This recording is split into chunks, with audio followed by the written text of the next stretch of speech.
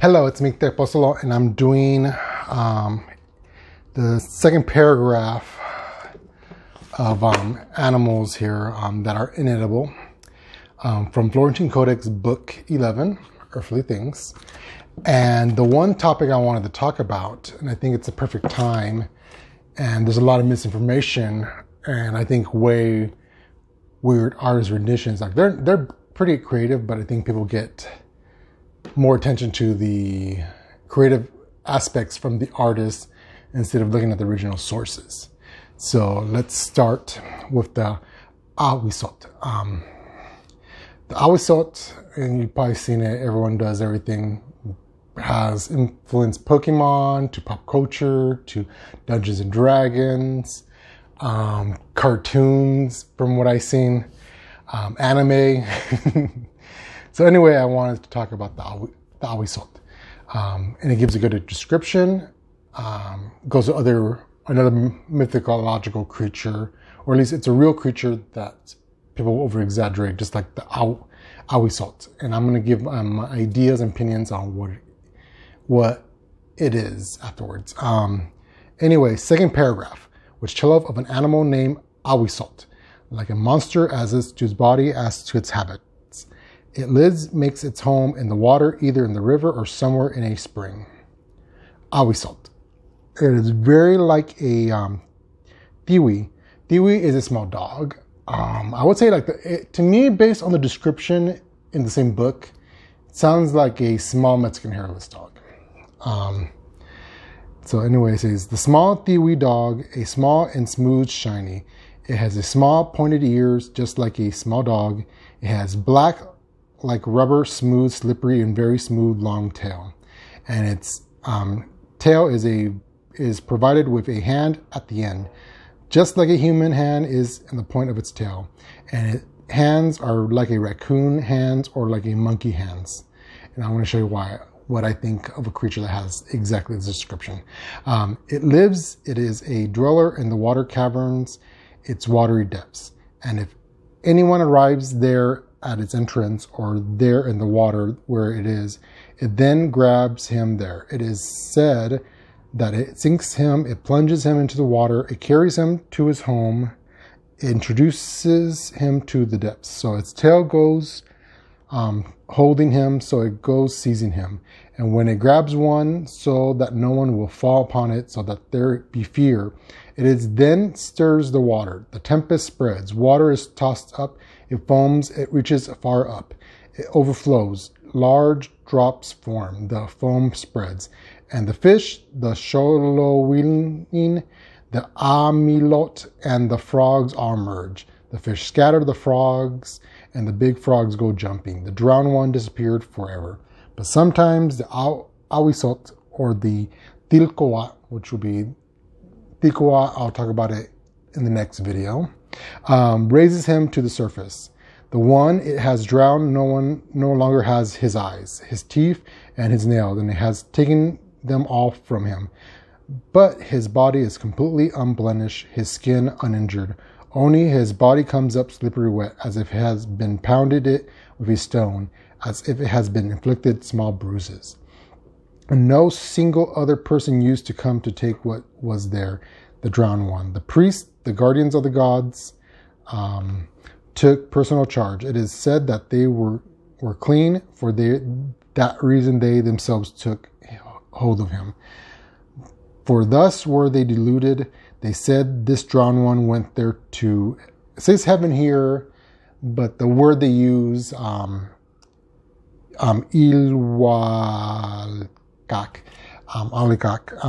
is the same one that they use for sky. So sometimes Dibble gets creative using sky, heaven, depends on the context, what he's using it, but it's the same word and not what. The place named Tlalocan. There, the Tlaloc gods, it says here, but in the Nahuatl it says Teteo Tlaloque, which means more than one Tlaloc entity, you want to call it, Teteo. There the Tlaloc gods sent him. Hence they accord the dead one much honor as they took him. They bore him away upon a litter to bury him at Ahuitzotl. They went blowing their flutes for him. They built him a covering of reeds.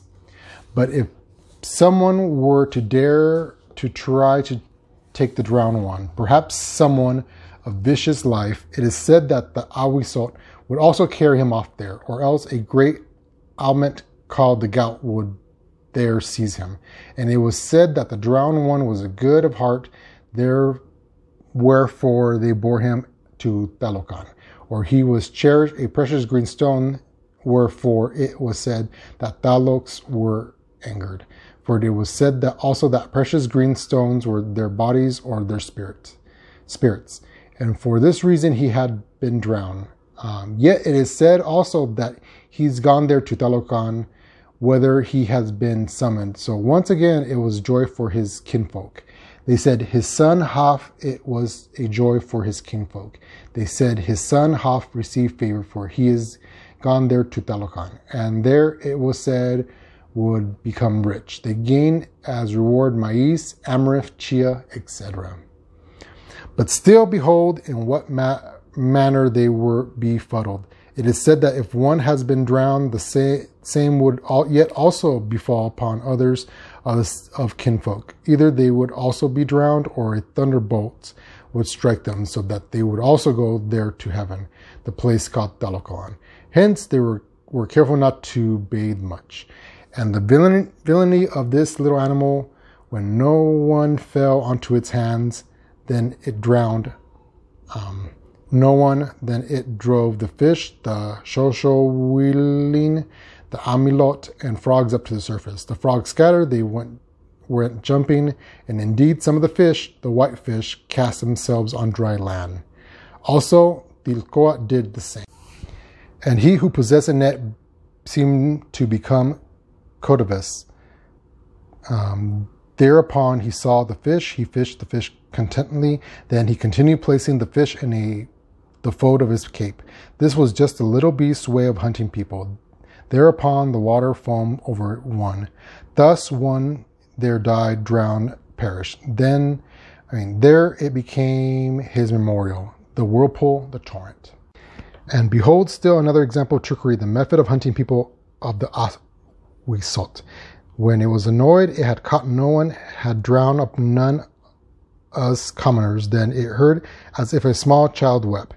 And he who heard it thought perhaps a child wept, perhaps a baby, perhaps an abandoned one.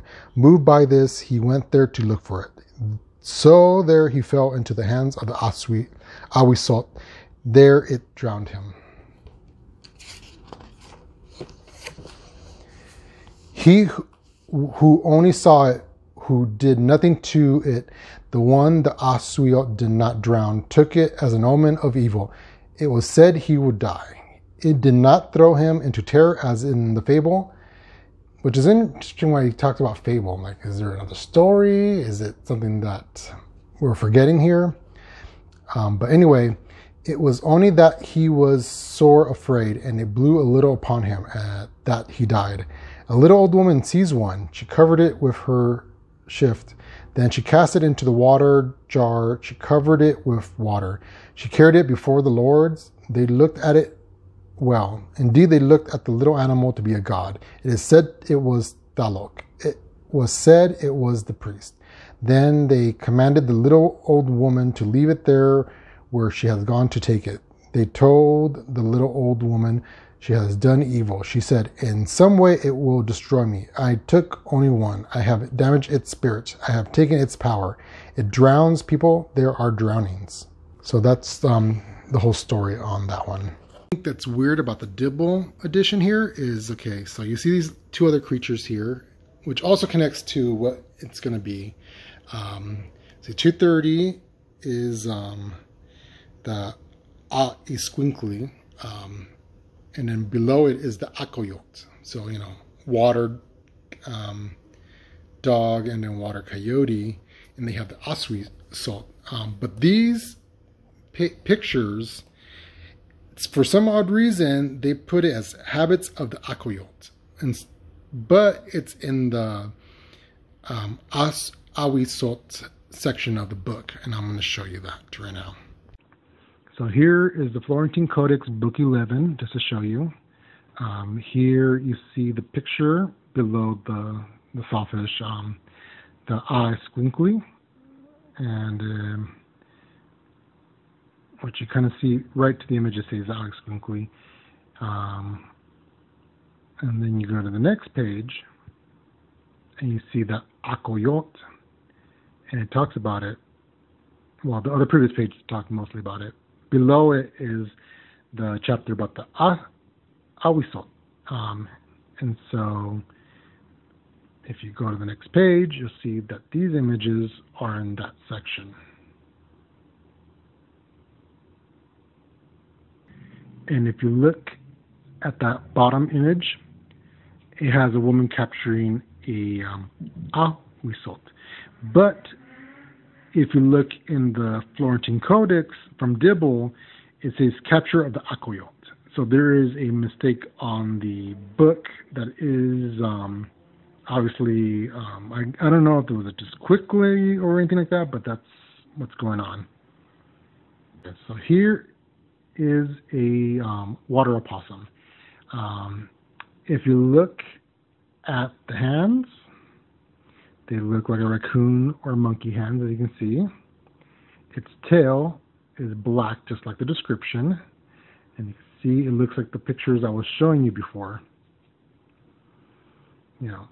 So there's your Ahuitzotl, a water possum, I'm saying. You can see other pictures by just Googling the image, water opossums, and you'll see these creatures. Anyway, I guess I'll talk to you guys later.